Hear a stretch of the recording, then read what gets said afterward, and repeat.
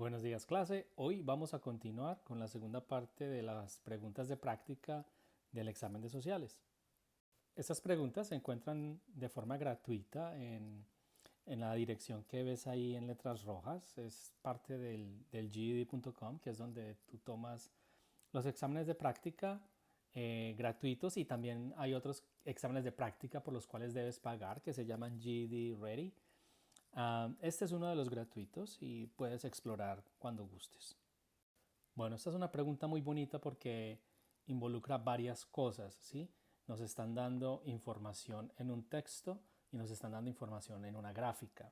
Las preguntas de sociales, como probablemente ya sabes, se basan bastante en la comprensión de lectura y en la interpretación de datos de gráficas.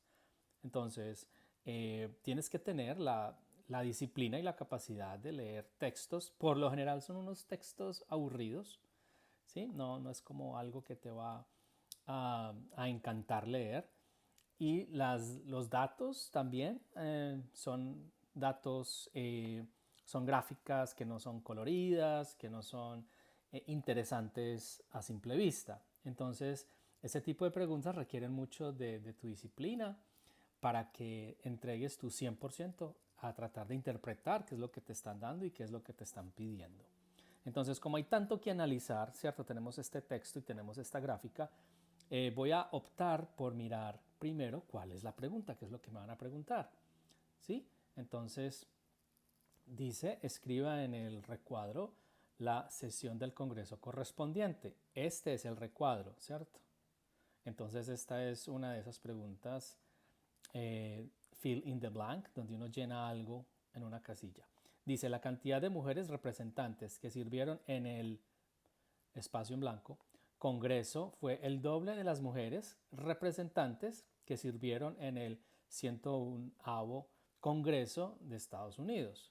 Bueno, entonces vemos que nos están hablando de números, ¿sí? Porque nos están diciendo la cantidad de mujeres, ¿verdad? Entonces aquí nos están pidiendo que pongamos un número. Un número que tenemos que identificar luego de comparar la cantidad de mujeres representantes que sirvieron en el 101º Congreso.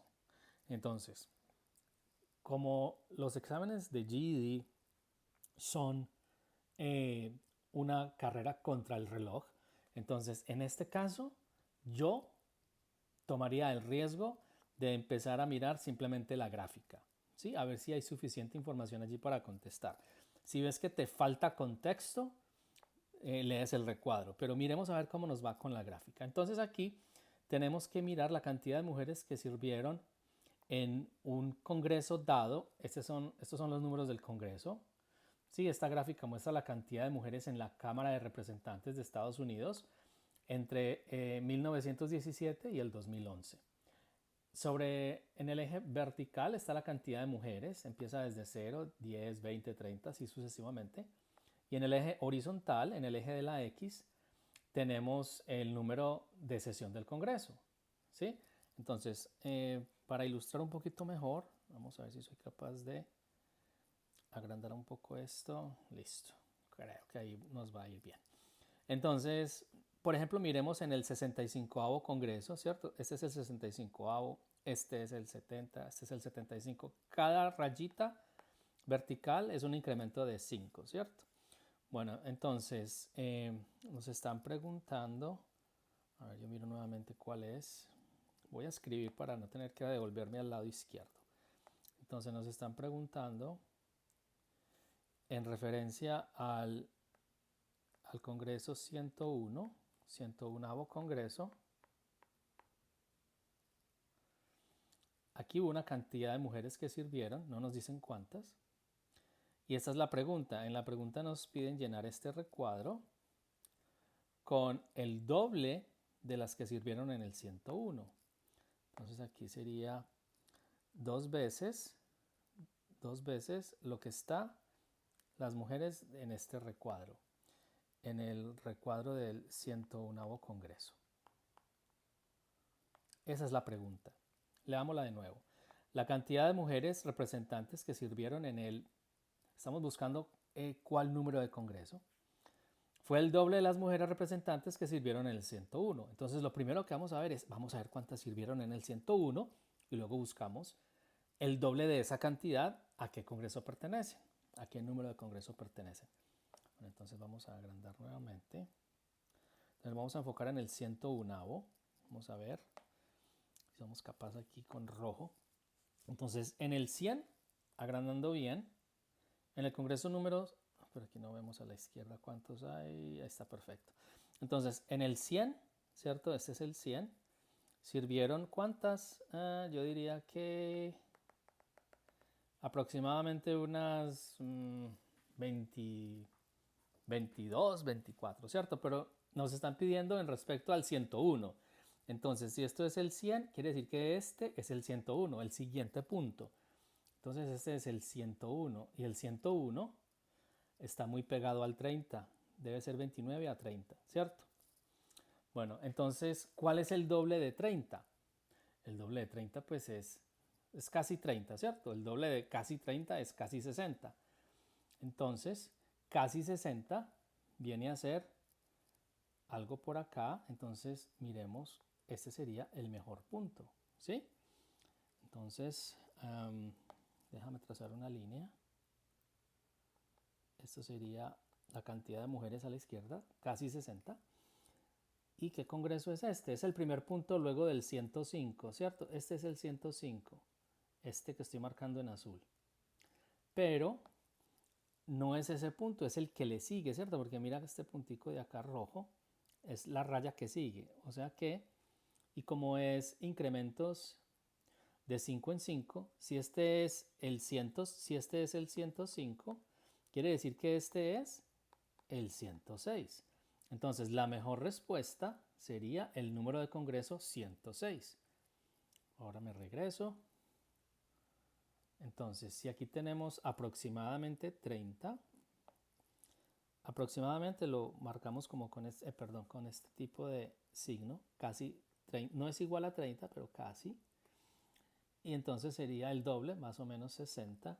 Y el mejor congreso o número de congreso para el número que es casi 60 sería el número 106. O sea que aquí va el número 106. Esa es la mejor respuesta.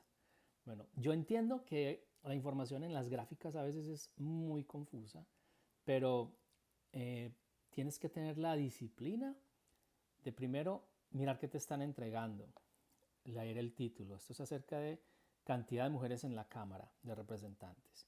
¿Qué hay en cada eje? En el eje horizontal o el de la X muestran el número de sesión del Congreso y en el eje vertical o la Y muestra cantidad de mujeres representantes, cantidad de mujeres.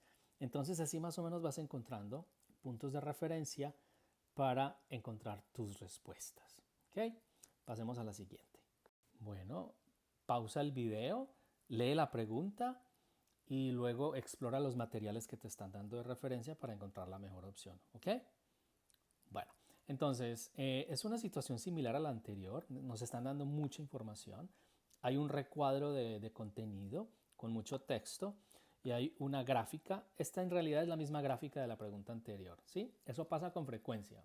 Muchas veces usan, sobre todo cuando hay tanto material como el que tenemos aquí a la izquierda, te pueden hacer más de una pregunta con referencia al mismo material, lo cual es muy positivo para nosotros porque eso quiere decir que es como no tener que leer detenidamente y mirar detenidamente de nuevo todo el material para contestar la siguiente pregunta. Ahí te permiten ahorrar tiempo.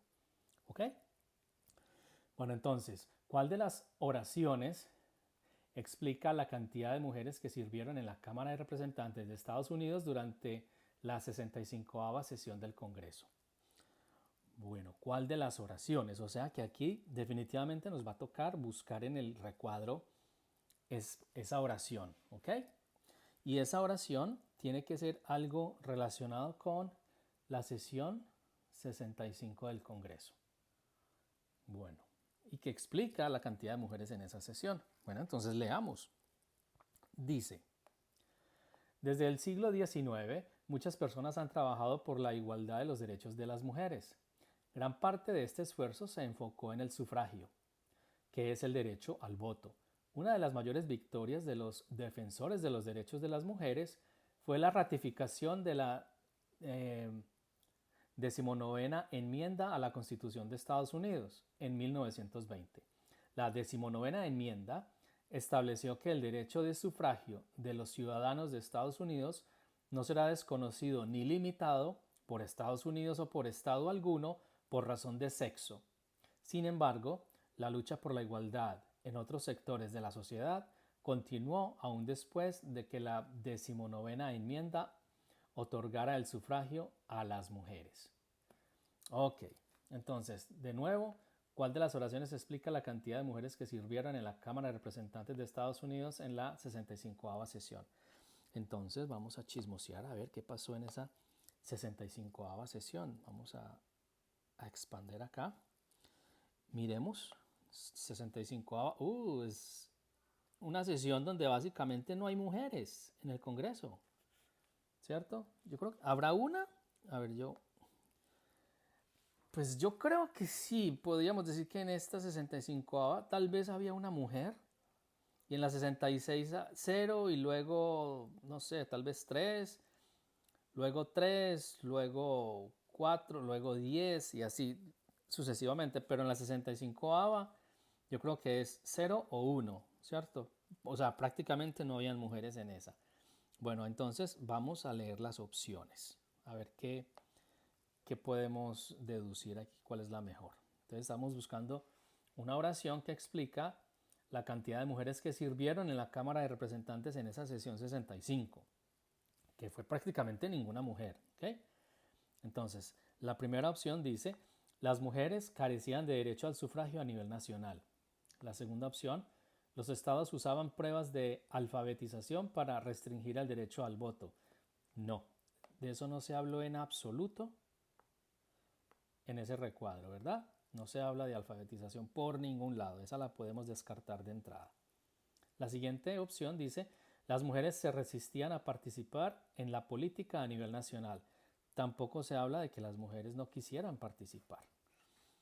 Bueno, la última opción dice, los estados prohibían que las mujeres hicieran campaña política.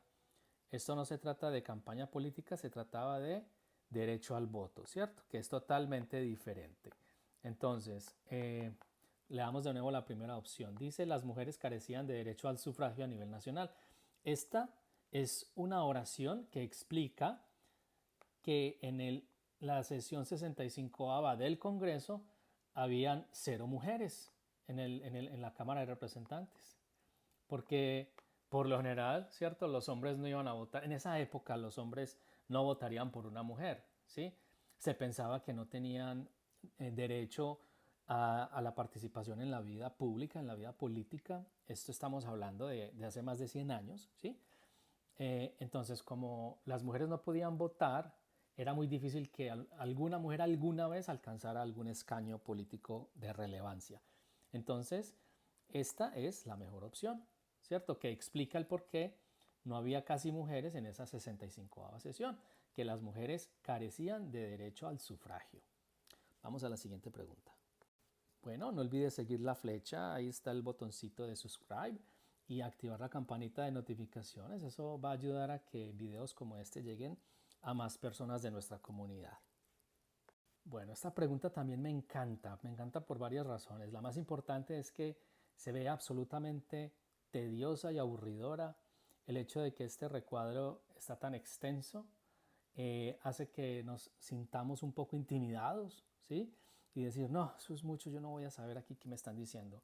Y miren estas gráficas, son gráficas pequeñas, numeritos chiquiticos, eso difícilmente podemos interpretar qué hay allí, ¿sí? Entonces, es otro factor más de miedo, ¿sí? Pero no nos vamos a dejar. Como hay tanta información de dónde escoger, vamos a leer primero la pregunta, ¿les parece? Dice, ¿cuáles son las 3 gráficas que se relacionan con el concepto de sostenibilidad? Dice, haga clic en las 3 gráficas que desee seleccionar. Bueno, entonces, esto es todo acerca de las gráficas únicamente. Entonces, de nuevo, como esto es una carrera contra el reloj, vamos a centrarnos en las gráficas. Por ahora vamos a ignorar todo el texto que hay acá. Luego de analizar las gráficas, si encontramos que no hay suficiente información para escoger las tres que puedan tener relación con sostenibilidad, leemos el texto, ¿les parece? Bueno, entonces voy a ampliar un poquito para que alcancemos a ver de qué se tratan estas gráficas. Son 5 gráficas. La primera habla de crecimiento de la población mundial a lo largo de la historia. La segunda, aquí arriba a la derecha, dice área tropical deforestada. Muestra los datos de deforestación. Bueno, en esta de abajo a la izquierda dice emisión mundial de visas de no inmigrante. Bueno, entonces aquí nos muestra el número de visas, aquí el año fiscal. Esta gráfica de abajo del medio habla de consumo mundial de petróleo. Consumo mundial diario y dan unos países aquí abajo. Y la última gráfica de abajo a la derecha habla de representantes de Estados Unidos por región. Nos muestra la región y el porcentaje y los años, noreste, medio oeste, etc. Bueno, entonces hay que escoger 3 gráficas que tengan algún tipo de relación con sostenibilidad. Y como digamos, ¿qué será sostenibilidad? Entonces vamos a pretender que no sabemos qué es sostenibilidad. Entonces, para tener un poco de contexto, vamos a mirar en el recuadro y miremos a ver de qué hablan aquí. Sostenibilidad. Dice que la sostenibilidad se basa en un principio básico.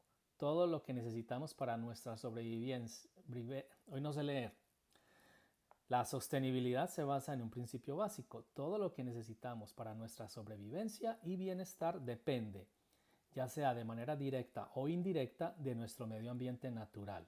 Ok, quedémonos con esa primera frase. Esto habla del medio ambiente, ¿sí?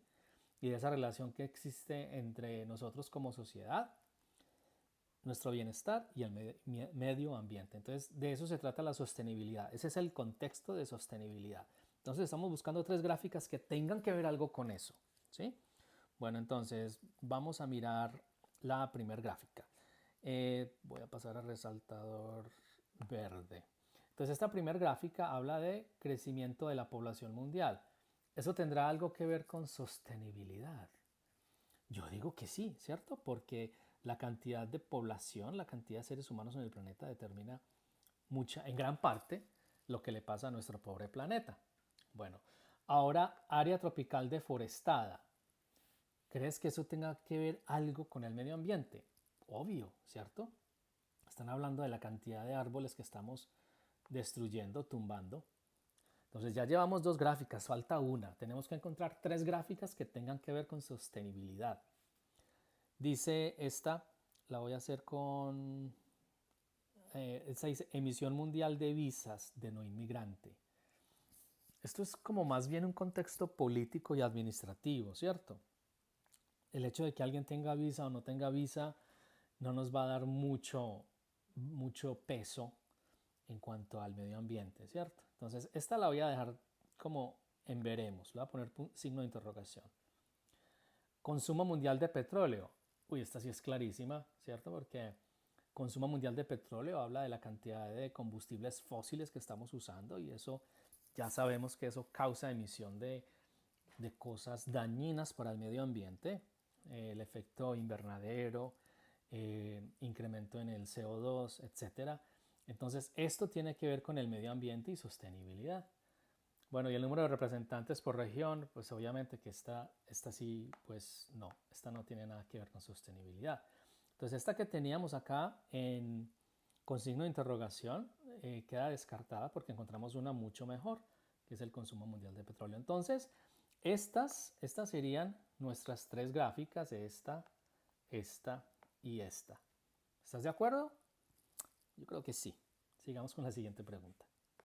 Bueno, este screenshot es de una pregunta que parece ser como muy interactiva, ¿sí? Si leemos lo que nos piden es, aquí dice, haga clic en 4 barras azules, estas son las barras azules, haga clic en 4 barras azules, arrástrelas y suéltelas dentro de la gráfica para mostrar la cantidad de gastos en cada una de las 4 guerras. Entonces, esta pregunta se trata de seleccionar 4 barras de acá, de esta cantidad de barras azules, darles clic y arrastrarlas hasta donde están estos 4 rubros, que son los gastos de cada una de estas guerras. Primera Guerra Mundial, Segunda Guerra Mundial, la Guerra de Corea y la Guerra de Vietnam. Entonces, aquí ya evidentemente trabajar con la gráfica no es suficiente, tenemos que leer este contexto, este fragmento, este texto que tenemos aquí en este recuadro para poder tomar decisiones de cuáles son las 4 barras que arrastraríamos, ¿sí?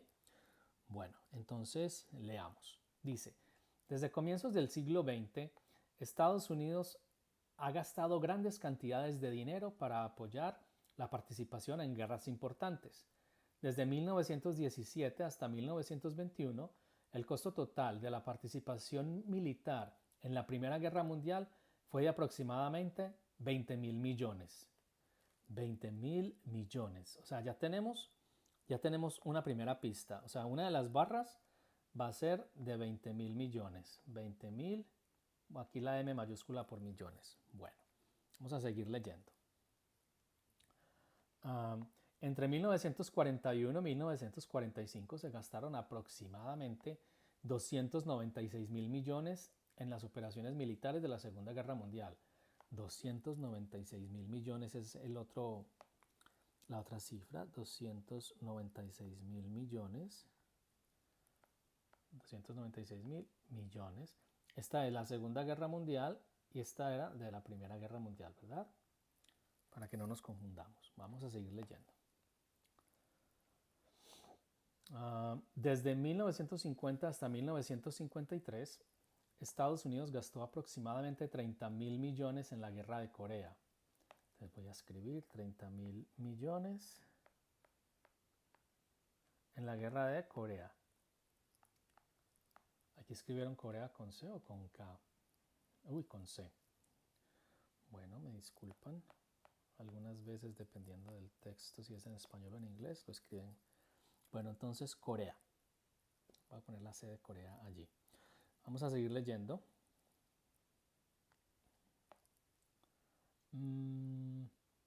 Y desde 1965 hasta 1975, los años que duró la guerra de Vietnam, el gobierno de Estados Unidos gastó aproximadamente 111.000 millones en esfuerzos militares. Y la de Vietnam entonces fue de 111.000 millones. 111.000 millones en la guerra de Vietnam. Voy a escribir entonces la V, la V.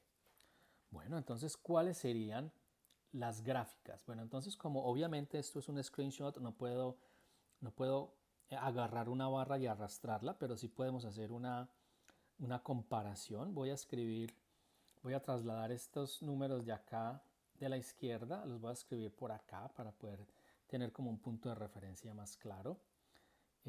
Lo voy a dejar con letra roja. Entonces, esta aquí abajo es 0. El primer número acá es, el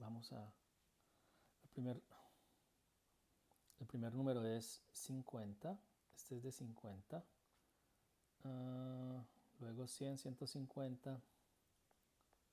100, 150. 200, 250. 300. Miremos a ver si está. Sí. Bueno, entonces ya podemos identificar, ¿cierto? Tenemos que buscar cada una de estos gastos a cuál barra correspondería. Entonces, identifiquemos primero la del 20.000.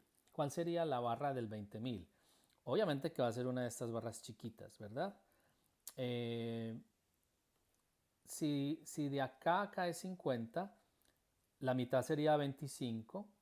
Entonces tienes que buscar una barra que sea menos de la mitad. Y una barra de menos de la mitad, está difícil. Está difícil. Yo creo que es la más chica. Yo soy un poco cegatón, aunque estoy aquí ampliando y agrandando las cosas. Yo creo que esta es la barra del 20.000. De 20.000 millones. O sea que esta sería la barra de la Primera Guerra Mundial. Entonces voy a escribir acá Primera Guerra Mundial, GM, ¿ok? Bueno, ahora vamos a buscar, entonces esta ya la tenemos, ahora vamos a buscar la de 296 millones. 296 es casi 300, entonces ¿cuál barra crees que es casi 300? Esta está facilísima, esta sí no hay ninguna duda. Esta sería la de 296, ¿cierto? 296 mil millones, y esta es la Segunda Guerra Mundial, Segunda GM, Guerra Mundial. Bueno, entonces ya tenemos dos. Ahora vamos a buscar la de 30.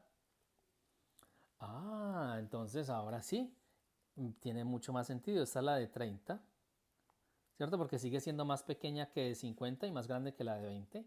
Entonces esta es de la Guerra de Corea. Ahora sí estoy ya totalmente seguro de que esta está correcta, ¿verdad? Porque tenemos una referencia con la de 20. Y la última es la de 111.000.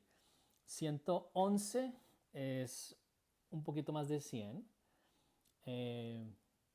Esta es menos de 100. ¿Sí? Si te vienes, te da por debajo de 100 esta. Estás mirando el borde superior de cada barra, ¿verdad? Esta es menos de 100. En cambio, esta es un poquitico más de 100, ¿cierto? El borde superior de esta barra puede ser básicamente esa que tenemos de 111 mil millones. Entonces, esta última sería la de Vietnam. Bueno, entonces, en un escenario pues de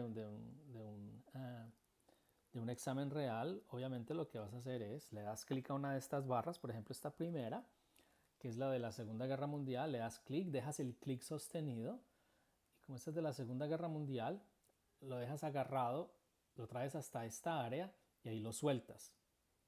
¡Pum! Y ahí debe quedar tu barrita azul, que era una de las grandes.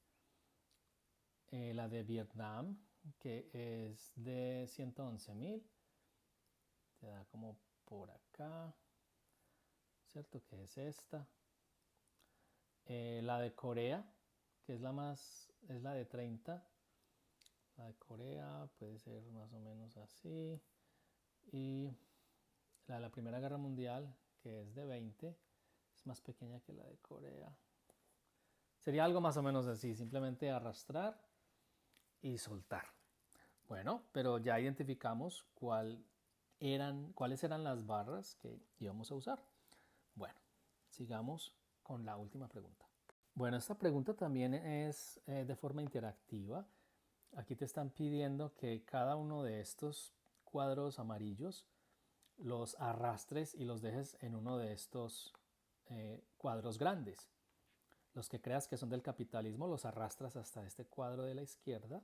Los que creas que identifican el comunismo los arrastras y los dejas en este cuadro de la derecha. Entonces dice, la pregunta nos pide que gran parte del siglo XX estuvo marcada por la Guerra Fría entre los ideales del capitalismo y el comunismo. Arrastre y suelte cada frase dentro del recuadro correcto para mostrar si está relacionada con el capitalismo o el comunismo. Bueno, de nuevo, como esto es un screenshot, esto es una foto de la pantalla, no puedo agarrar y soltar, pero sí podemos identificar y decir cada uno de estos amarillos si pertenece al capitalismo o al comunismo. Entonces, al que pertenezca al capitalismo, le voy a poner el signo pesos, ¿sí? Para identificarlo fácilmente. Entonces, para capitalismo sería signo pesos, y para comunismo, ¿qué le ponemos en comunismo? En comunismo le ponemos la C de comunismo, ¿ok? Capitalismo va a ser signo pesos, capitalismo la C. Bueno, ánimo de lucro, este primer recuadro, ¿qué crees que debe ser? Ánimo de lucro es ánimo de ganar dinero, esto es obviamente capitalismo, entonces le ponemos el signo pesos. Ahora vamos a mirar este de abajo a la izquierda, dice propiedad privada. Bueno, la propiedad privada es un concepto básico del capitalismo. Recordemos que en el comunismo, las personas, los individuos no son dueños de nada. Todo le pertenece al Estado, ¿cierto? y todo se considera bien común, pero el dueño de las cosas es el Estado. No existe la propiedad privada. Entonces, obviamente, propiedad privada va para capitalismo. ¿Sí? Tu casa no es tu casa, tu carro no es tuyo, todo le pertenece al Estado. ¿Sí? No hay propiedad privada en el comunismo. Entonces, si están hablando de propiedad privada, es capitalismo. Vamos a seguir, vamos a leer esta. Redistribución de ingresos. Con redistribución de ingresos están hablando de que el gobierno decide cuánto te vas a ganar y cuánto dinero le va a llegar a cada persona, sin importar en qué trabaja, sin importar su nivel de educación. Entonces esa redistribución es uno de los pilares del capitalismo. Entonces esto es C, del comunismo, ¿cierto? Redistribución de ingresos es de comunismo. Bueno, ahora este dice mercados competitivos. Cuando hablamos de mercados competitivos estamos hablando de libre comercio, donde la oferta y la demanda es la que determina el precio de las cosas, ¿sí? Si alguien saca un televisor muy bueno por $500, este mercado competitivo va a hacer que otras compañías traten de sacar un televisor todavía más bueno y tal vez a menos precio. ¿Sí? Esos son mercados competitivos y eso es, obviamente, capitalismo. Le voy a poner signo pesos. Bueno, ahora leamos este de aquí arriba a la derecha. Dice sociedad sin clases. Sociedad sin clases es uno de los pilares del comunismo. Entonces, que todos supuestamente son iguales, supuestamente, ¿cierto? No hay ni ricos ni pobres. Al menos no pues en teoría, ¿verdad? Y esta dice la última, el último recuadro dice posesión estatal de todas las propiedades. Esa sí es pues típica y característica fuerte del comunismo. Entonces pudimos ver que del capitalismo habían 3 recuadros, que es ánimo de lucro, propiedad privada y mercados competitivos. Y de comunismo habían también 3. Redistribución de ingresos, sociedad sin clases y posesión estatal de todas las propiedades. Entonces, en este caso, simplemente hubieras hecho clic en cada uno de estos recuadros y lo hubieras arrastrado hasta el capitalismo, estos 3, y estos del comunismo los hubieras también arrastrado hasta este recuadro azul. ¿Ok? Esa es la última pregunta del día de hoy. Fue un video largo. Estos no son videos entretenidos, ¿sí? Pero de eso se trata, de que practiques, de que te expongas a este tipo de material aburrido, porque así va a ser el examen. Y es un examen contra el reloj y es un examen de resistencia, porque no es fácil analizar tanta información y sobre todo cuando es una información que no es de mucho interés, ¿ok? Bueno, muchísima suerte, sigue estudiando, nos vemos en el próximo video.